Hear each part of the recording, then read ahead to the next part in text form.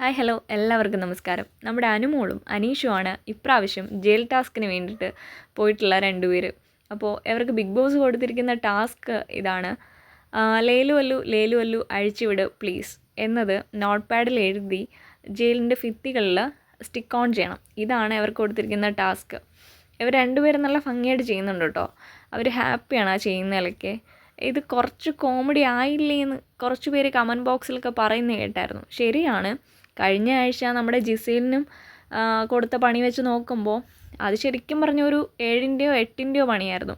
രാത്രി മൊത്തം അവരെ ശരിക്കും പറഞ്ഞാൽ ബിഗ് ബോസ് ടോർച്ചർ ചെയ്യുക തന്നെയായിരുന്നു.